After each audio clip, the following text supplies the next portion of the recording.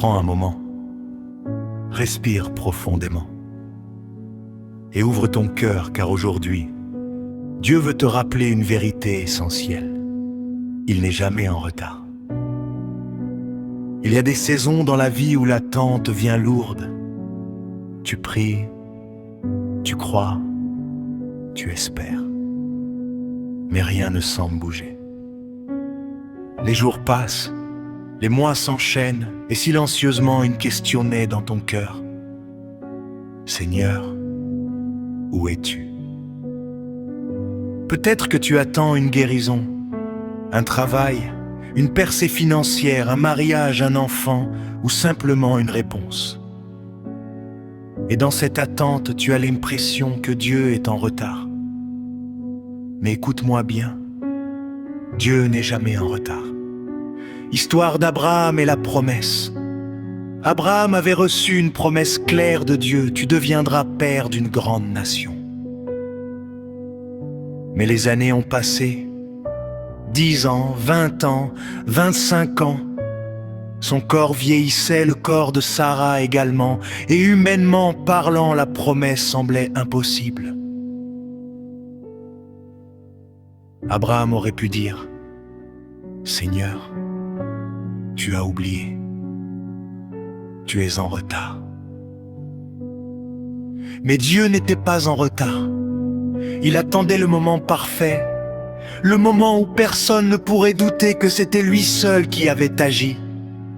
Et au temps fixé, Isaac est né, ce que l'homme appelle retard, Dieu l'appelle accomplissement parfait. Et toi, quelle promesse attends-tu encore? As-tu commencé à comparer ton chemin à celui des autres? As-tu laissé la frustration voler ta paix? Souviens-toi, Dieu n'écrit pas les histoires à la vitesse de l'homme, il les écrit avec précision. Partageons l'histoire de Lazare. Lazare était malade, ses sœurs Marthe et Marie ont envoyé un message à Jésus. Seigneur, celui que tu aimes est malade. Mais Jésus n'est pas venu tout de suite, il a attendu. Quand il est enfin arrivé, Lazare était mort depuis 4 jours. Pour Marthe, Jésus était en retard. Pour Marie, l'espoir était déjà enterré. Mais Jésus n'était pas en retard, il était sur le point de révéler une gloire plus grande, car Jésus ne voulait pas seulement guérir un malade. Il voulait ressusciter un mort. Parfois, Dieu laisse une situation mourir, non pas parce qu'il est absent, mais parce qu'il prépare une résurrection. Un message pour vous qui m'écoutez. Peut-être que ce que tu attends semble mort aujourd'hui. Peut-être que tu as pleuré. Peut-être que tu as abandonné intérieurement. Mais si Dieu n'a pas dit que c'était fini, alors ce n'est pas fini. Dieu n'est jamais en retard. L'histoire de Joseph nous inspire par rapport à la patience. Joseph avait reçu des rêves de grandeur, mais avant le palais, il y a eu le puits, la trahison, l'esclavage, la prison. Des années d'injustice, des années de silence. Joseph aurait pu douter de Dieu.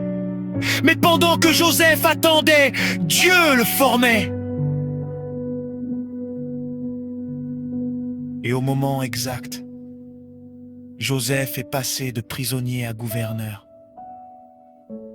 Ce n'était pas un retard, c'était une préparation. Il y a des personnes qui témoignent aujourd'hui. Si Dieu m'avait répondu plus tôt, je n'aurais pas été prêt. Si cette porte s'était ouverte avant, je me serais perdu. Dieu voit ce que tu ne vois pas. Il protège ton futur, même à travers l'attente. Ne précipite pas Dieu, ne doute pas pendant l'attente, ne confonds pas silence et absence. Dieu travaille en coulisses, il aligne les bonnes personnes, il ferme certaines portes par amour, il retarde parfois pour te sauver. Tu peux déclarer ceci. Aujourd'hui, je choisis de faire confiance à Dieu. Même quand je ne comprends pas, même quand j'attends, même quand tout semble bloqué, je déclare que Dieu est fidèle. Je déclare que ses promesses s'accompliront. Je déclare que Dieu n'est jamais en retard. Il agit au temps parfait. Et quand il agira, je comprendrai pourquoi il a attendu. Si tu écoutes cette voix aujourd'hui, ce n'est pas un hasard.